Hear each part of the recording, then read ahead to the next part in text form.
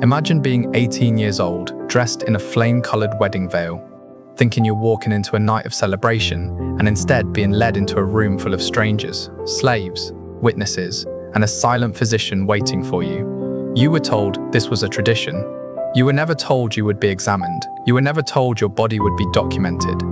And you definitely were never told the ceremony would involve a wooden figure standing in the corner beneath a heavy cloth, a figure everyone in the room already knew the purpose of. In a few minutes, you'll understand why the cloth is there. In a few minutes, you'll understand why your mother cried while fixing your hair that morning. And in a few minutes, you'll realize your wedding night isn't about love at all. It's about verification. This isn't fiction. This was marriage in ancient Rome, a ritual so disturbing that Roman historians avoided describing it directly, and early Christians tried to wipe it from memory entirely. By the time that cloth is lifted, Livia will learn the truth behind the ceremony. Rome hoped the world would forget, and you will too. The year was 89 CE. The emperor ruled Rome with iron certainty, and 18-year-old Livia Tersa was about to discover that Roman marriage had two faces. The public one, saffron veils, scattered walnuts, cheerful songs, and the hidden one performed behind sealed doors in front of people who might one day be called to repeat every detail before a magistrate. What she was about to endure was a ritual so uncomfortable that ancient Roman historians avoided describing it directly, and one that Christian writers later attempted to wipe from memory entirely. Before we go any deeper into this story, if hidden horrors of the past fascinate you, subscribe to History, hit the like button, and once you reach the moment that unsettles you most, tell me where you're watching from. Let's begin. Before this night, before the witnesses and the cloth-covered figure, the day had begun with beauty. Her wedding procession had been almost dreamlike. Livia wore the traditional flame-colored veil, the flammeum, marking her unmistakably as a bride. Her hair had been arranged at dawn, parted with a spearhead and woven into 6 braids secured with woolen ribbons. Every detail followed strict ancestral practice. At the temple, the sacrifice went smoothly. The priest had read favorable omens from the sheep's glistening entrails. Her father had recited the ancient formula that transferred her from his legal authority to her husband's, and she had spoken the words generations of brides had whispered before her: Ubi tu Gaius, ego Gaia. Where you are Gaius, I am Gaia. A vow announcing that she no longer belonged to herself. Her new husband, Marcus Petronius Rufus, a wealthy grain merchant 25 years older, had met her only 3 times before that day. Yet by law, the ceremony had already made her his, or rather, it had started the process. Because in Rome, the ritual in public was only the beginning. The truly binding moment waited at the end of the torch-lit procession through the city, inside a house she had never entered, surrounded by people she had not agreed to meet. The crowds lining the streets had sung the traditional Fescennine verses, crude, explicit, deliberately embarrassing, meant to amuse the gods and keep evil spirits at bay. Young men shouted suggestions through the veil that made Livia's face burn with humiliation. Her mother had told her the songs were harmless, meant to protect her, but Livia had seen her mother's trembling hands while fixing her hair that morning. She had seen the tears her mother tried to hide, and she remembered the final warning whispered into her ear. Do not resist. Whatever they ask of you, do not resist. It only makes everything harder. By the time they reached the house of Marcus Petronius Rufus, the last traces of daylight were gone. The doorway had been decorated with wreaths of greenery and wool, 2 blazing torches marking it as a place where a marriage would be consummated according to ancestral law.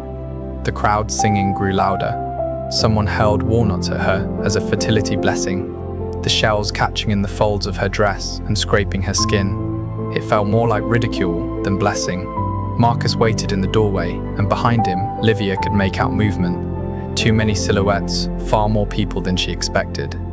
Tradition required that her husband lift her over the threshold to avoid the omen of stumbling, but the gesture was older than that. It echoed a time when brides did not walk willingly into their husbands' homes at all. Once the door shut behind her, muffling the songs outside, Livia finally saw who had been waiting in the atrium. An elderly woman in ceremonial robes, the pronuba whose duty was to oversee every moment of the night, a priest of unclear affiliation. 3 female slaves holding basins and cloths, an older man with a leather pouch containing medical instruments, and in the corner, partly hidden beneath draped linen, a wooden structure nearly 4 feet tall. The Pranuba approached and clasped Livia's hands, her grip firm enough to prevent escape. "Welcome to your husband's house," she said. "The sacred rites must now be completed." Few people speak honestly about what Roman marriage truly was. It was not romantic, not sentimental, not a celebration of 2 souls. It was a transaction, a legal transfer of authority, witnessed and documented as carefully as the sale of farmland or livestock. Under the oldest Roman laws, a wife passed fully into her husband's control, placed in manu, literally in his hand. He held the same legal power over her that he held over his slaves, even the theoretical right to judge life and death. By the early imperial era, when Livia walked through that doorway, the laws had softened on the surface. Women could own property. Divorce was possible. Some aspects of paternal power had changed, but the foundation remained. Marriage transferred a woman from one man's legal control to another. And like all major transfers in Rome, this one required confirmation. Think of how Romans handled land sales. Witnesses observed. Rituals invoked divine approval. Boundaries were inspected and warped. Documents were sealed. Nothing was assumed. Everything was verified. Romans applied the same logic to marriage with one grim twist. The property being transferred was a human body, and that body's ability to produce legitimate heirs was the asset being purchased. So Roman law required both the bride's virginity and the consummation of the marriage to be verified before the union was considered complete. Not rumored, not assumed, verified. And the rituals designed to achieve that verification, the ones Livia was about to face, were ones that very few ancient writers dared to describe directly, because even in Rome, they were considered unspeakably intimate. Livia stood trembling beside the shrouded wooden figure, unaware that what happened next would be burned into her memory for the rest of her life. A ritual so disturbing that later generations would try desperately to pretend it had never existed at all. Roman law was uncomfortably clear on one point: a marriage did not exist, legally or socially, until the union was physically completed. And it was not enough for the husband and wife to simply say it had happened. There had to be confirmation, observation, and testimony. Without witnesses, the entire marriage could be challenged. Without verification of the bride's virginity, the legitimacy of future children could be questioned. For Rome, that uncertainty was unacceptable. So the Romans created rituals that fit perfectly within their legal worldview and feel disturbingly unimaginable to ours. The Pranuba tightened her grip on Livia's arm and guided her toward the veiled structure in the corner. Livia's heart hammered so loudly she could feel its rhythm in her throat. She sensed that whatever stood beneath that cloth would change everything about her life, her body, her beliefs. But there was no path backward now. "You must greet Mutinus Tutinus," the Pranuba murmured, her voice steady but her fingers firm. "You must seek his blessing before your husband may approach. The gods must witness your submission." Livia swallowed hard, her breath trembling. She had never heard of this god before, and she had no idea what greeting him truly meant. Her hands shook as she reached for the draped fabric. The witnesses leaned closer. Even the slaves stopped moving. The entire room seemed to hold its breath. When Livia pulled the cloth away, she understood why. Standing beneath the covering was a wooden figure, carved with uncomfortable anatomical accuracy into the shape of a phallic idol. But it was not a tiny charm, like the pendants children wore for luck. It was not a crude scare figure placed in gardens to ward off intruders. It was deliberate, intentionally proportioned, built for one purpose, and that purpose became terrifyingly clear the moment the Pranuba began to explain. Mutinus Tutinus was Rome's shadowy deity of initiation and fertility. Ancient authors mention him only briefly and always with a sense of embarrassment, as if the very name felt indecent. Augustine, writing centuries later as Christianity tightened its grip on Rome, described the ritual with fury and disgust. Roman brides were required to sit upon the god's emblem before lying with their husbands, and they did so in front of witnesses. He condemned the practice, but he did not invent it. Other early Christian writers referenced the same rite, hinting that it was too shameful to describe openly. Arnobius claimed brides were made to straddle the symbol while their new spouses watched. Lactantius argued that speaking of it polluted the tongue. Even Varro, a pagan scholar centuries earlier, mentioned brides being presented to mutinous tutinous with phrasing that suggested physical contact, though he carefully avoided detail. Modern historians, uncomfortable with the implications, often downplayed the descriptions, suggesting perhaps brides only sat lightly on the statue's lap in some symbolic gesture. But the ancient language does not support this softer interpretation. Augustine used insider, a word meaning to settle onto, to mount. Arnobius's phrasing suggested penetration. Lactantius refused to describe the details at all, something unlikely if the act had been a mere symbolic touch. The official explanation, of course, was fertility. The unspoken purpose might have been something else: to break down resistance, to demonstrate submission before witnesses, to prepare a virgin bride for what the law required next. Livia stood frozen before the wooden god, the flickering lamplight throwing its grotesque silhouette across the wall. The pronuba moved behind her, adjusting her posture, arranging her body, guiding her without gentleness. The witnesses watched in absolute silence. Her husband watched. The physician waited behind them, hands clasped, prepared for what came next. And in that moment, Livia finally understood the meaning of her mother's trembling warning. The obscene street songs, the secrecy, the dread. She understood what being a Roman wife would truly demand. Technically, she could refuse, but refusal meant the marriage contract would collapse. She would return to her father's home not as an honorable bride, but as a discarded woman, damaged, untouchable, unmarriageable. She would disgrace her family. She would become a source of shame whispered about at dinner tables. Her life, as she knew it, would be over. So she did not refuse. When the ritual ended, slaves approached with warmed, scented water. They washed her carefully, murmuring prayers intended to purify her after her contact with the god. But the cleansing had a second purpose, a more practical one. It prepared her for the examination. The physician, who had been watching silently, now stepped forward, and Livia felt her stomach drop. This part too was not optional. In marriages involving wealth, lineage, or political standing, Roman brides underwent medical verification before the ceremony. A midwife or physician documented the bride's virginity. The records of that examination could later decide disputes about inheritance or legitimacy. The texts, preserved by Roman medical writers, cruel in their precision, leave no doubt about what the examination involved. That first examination, conducted earlier, established the starting point. It declared Livia untouched, an asset unaltered, as Roman law saw it. Now came the second examination. This one checked that the ritual with mutinous tutinous had been carried out, that the physical signs matched the earlier documentation, that she was, according to Roman logic, ready. Everything occurred with the witnesses present. Their statements could later be demanded in court if the marriage was ever challenged, and not one person in that room seemed to feel the slightest discomfort about what was being done to her. Modern readers recoil at these descriptions. What feels invasive, humiliating, and traumatic to us was, to Romans, simply a matter of legal procedure. The bride's comfort did not factor into the equation. Her emotions were as irrelevant as the feelings of a field being surveyed before sale.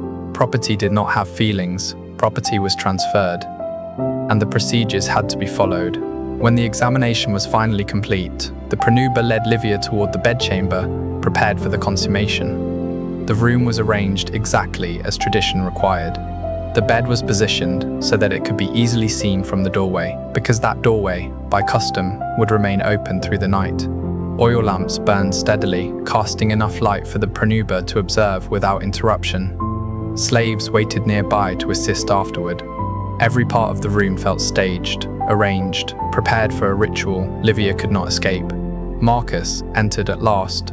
He paused at the doorway, glanced at the watching pronuba, and stepped toward the bed. His face betrayed something Livia did not expect.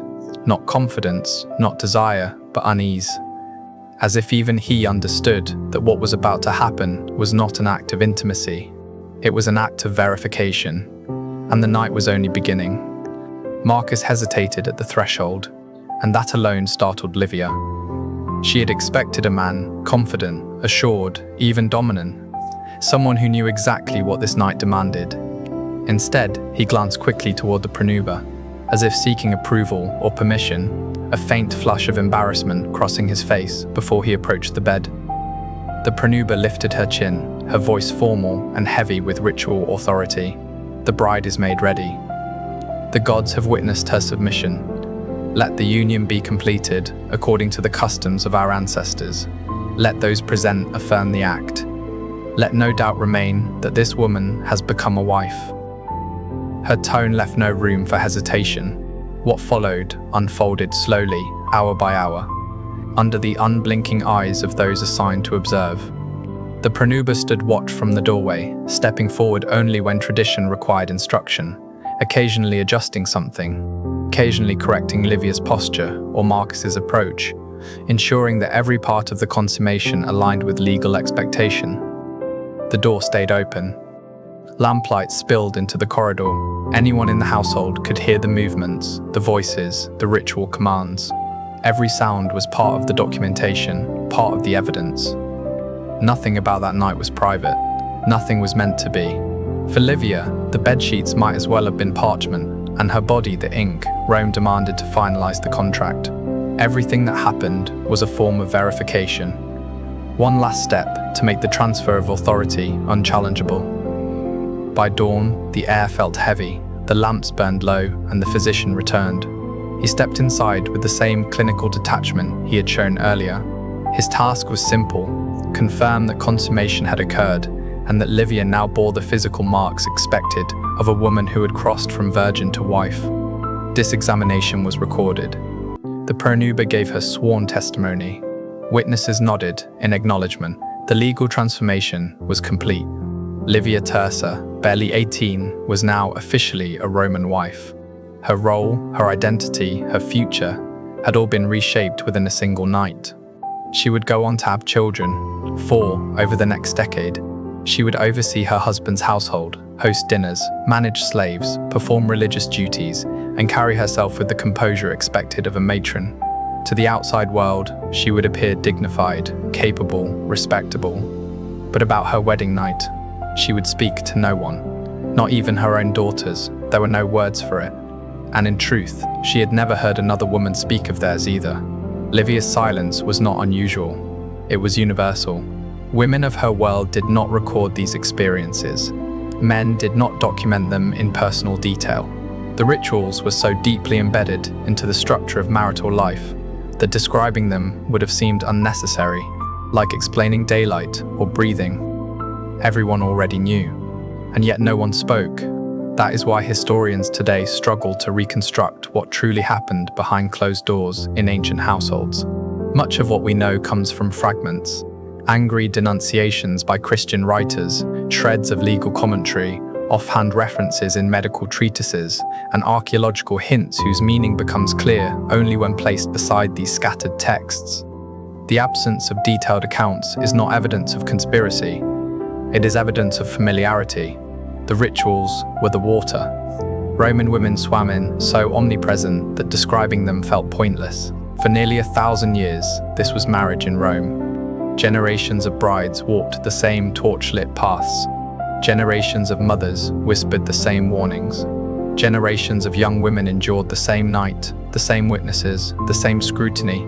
The system endured because everyone, men, women, families, priests, accepted its logic. Property had to be verified. Legal transfers required witnesses. Marriage produced legitimate heirs and therefore needed proof. Women were the conduit through which family lines continued. It made sense within itself, even as it feels monstrous to us. The end of these practices did not come from Rome deciding it had gone too far. It came from outside, from the spread of Christianity and the transformation of Roman values in the 4th and 5th centuries. With new theology came new assumptions. If women had souls equal to men, they could not be treated merely as property.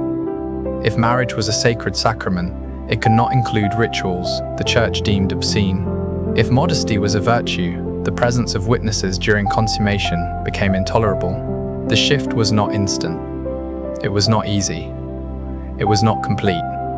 But gradually, across cities and elite households, the old ceremonies were abandoned or reshaped beyond recognition, and with them went the evidence.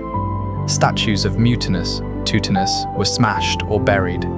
Texts referencing the wedding night rituals were quietly removed from libraries or left to decay. Wall paintings hinting at the rites were plastered over. The prenuber's duty shrank from active supervisor to symbolic attendant. Within a few generations, the full knowledge of what Roman weddings had once required vanished, remembered only dimly in obscure manuscripts read by curious scholars centuries later. The Christians who reshaped Rome were not merely scrubbing away embarrassing details, they were forging a new civilization atop the ruins of the old, while refusing to acknowledge what those ruins had once supported. They succeeded almost completely. Today, most people imagine Roman marriage as saffron veils, festive songs, and scattered walnuts, a charming blend of ritual and romance. But fragments survive. Fragments always survive. Livia Tersa died around 31 CE, roughly 60 years old. She had been a wife for more than 4 decades. She had raised children. She had fulfilled every expectation placed upon her. But what did she remember when she thought of her wedding night? Did she relive the fear, the shame, the powerlessness? Did she make peace with it over time? Did she hope her daughters would endure something milder? Or did she accept it as unchangeable, simply the way things were? We cannot know. She left no written record. Roman women of her standing were not expected to. The silence surrounding these rituals comes from women whose experiences were never considered important enough to preserve, whose bodies were central to legal systems, yet whose thoughts were irrelevant to the histories men wrote. We know what was done to them. We rarely know what they felt. Yet we know enough to understand why generations tried so hard to erase this aspect of Roman life. Rome is often idealized as the foundation of Western law, order, and civilization. But acknowledging what Rome demanded of its women complicates that story. It shows us that brutality and refinement can coexist, that legal sophistication can operate alongside systematic dehumanization. The rituals are gone, but the women who endured them were real. For Livia, for her mother, for her daughters, for countless unnamed brides whose wedding nights were rituals of control, scrutiny, and verification. They lived, they endured, and they were silenced. If you've reached the end of this account, write Livia in the comments, so we know you walked with us through this entire chilling descent.